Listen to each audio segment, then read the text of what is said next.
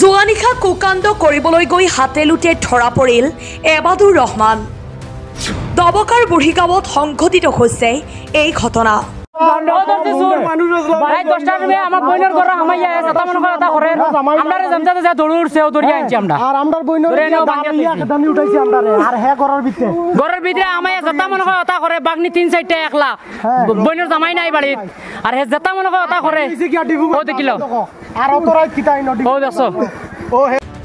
এজন মহিলাৰ সৈতে অবৈধ কাম কৰিলেই এই যুৱকজনে। তেওঁ পেছাত এজন ডাম্পাৰ চালক। য'তে যায় এটাৰ পিছত এটা কাণ্ড কৰে এই যুৱকজনে। কাৰোবাক নিজৰ ভণ্টি বনাই বিয়া পাতে আৰু আন কাৰোবাক নিজৰ ছোৱালী বনাই পলুৱাই লৈ যায়। এনে ঘটনা সংঘটিত হৈছে যোৱা নিশা দবকা বুঢ়ী গাঁৱত। ৰাতি 1টামান বজাত বেলেগৰ ঘৰত গৈ কুকাণ্ড কৰাৰ চেষ্টা কৰিছিল, কিন্তু গাঁৱৰ ৰাইজে ধৰি আটক কৰে এই এবাদুৰ ৰহমানক।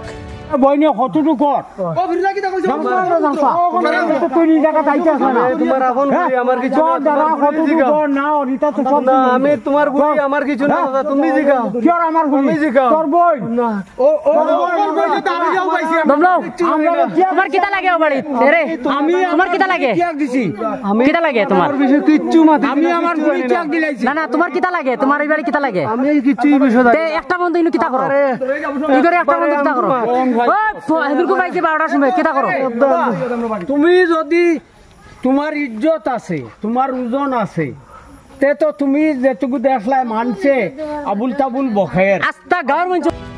News desk report, Suhana live.